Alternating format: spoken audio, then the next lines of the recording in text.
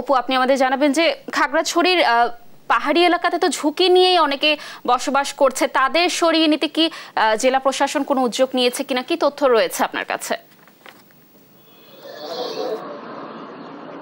ধন্যবাদ। আমি আসলে বেলা 11টার দিকে যত জানতে পেরেছি যে প্রশাসনের পক্ষ থেকে একটি সমন্বয় সভা হয়েছে যে রিমাল কে মোকাবেলা করার বিষয়ে।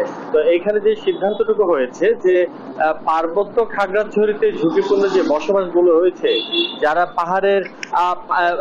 পাহাড়ের পাদদেশে বসবাস করছেন, আর তাদের নিরাপদে সরিয়ে নেওয়ার জন্য আসলে দুটি আশ্রয় কেন্দ্র আসলে প্রস্তুত রাখা হয়েছে। এমনকি শহরের বিভিন্ন এলাকায় আসলে প্রশাসনের পক্ষ থেকে মাইকিং করা হয়েছে। আপনাদেরকে জানাই যে খাগড়াছড়ি পৌর শহরের প্রায় 451টি পরিবার ঝুঁকিপূর্ণভাবে বসবাস করার তথ্য থাকলেও পুরো জেলায় কি পরিমাণ আসলে ঝুঁকিপূর্ণভাবে বসবাস করছে এমন কোনো তথ্য কিন্তু প্রশাসনের কাছে এই মুহূর্তে নেই। আপনাকে জানিয়ে রাখি যে ঠিক 1 ঘন্টা আগ পর্যন্ত কিন্তু তীব্র তাপদাহ কিন্তু এই খাগড়াছড়িতে ছিল, কিন্তু কিছুক্ষণ আগ থেকে আসলে আকাশ কিছুটা মেঘলাচ্ছন্ন বলা যেতে পারে। তারপর আসলে ঘূর্ণিঝড়ের প্রভাব যদি পড়ে, বৃষ্টি যদি হয়, পাহাড় ধসের সংখ্যায় সব ধরনের প্রস্তুতি কিন্তু এখানে গ্রহণ করা হয়েছে।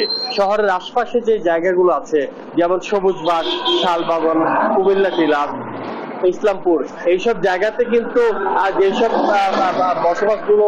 বসতিগুলো রয়েছে ঝুঁকিপূর্ণ, তাদের সরিয়ে নেওয়ার জন্য কিন্তু ইতিমধ্যে প্রশাসন মাঠে নেমেছে এবং তারা কিন্তু তাদেরকে বলছেন যে ঝুঁকিমুক্ত জায়গা থেকে আপাতত সরে যাওয়ার জন্য।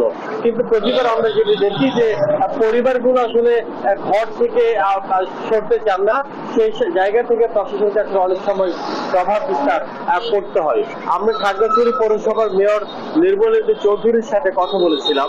তিনি যেটা জানিয়েছেন যে আমরা সন্ধ্যা নাগাদ আসলে তিনি আশা প্রকাশ করছেন যে ঝুঁকিপূর্ণ যে বসতিগুলো বাসিন্দারা আছেন, সেই বাসিন্দা আসলে নিরাপদ আশ্রয়ের যে কেন্দ্রগুলো খুলে রাখা হয়েছে সেখানে আসলে তারা হয়তো চলে যাবেন। সেখানে তাদের খাবার দাবার সহ সব ধরনের প্রস্তুতি কিন্তু গ্রহণ করা হয়েছে।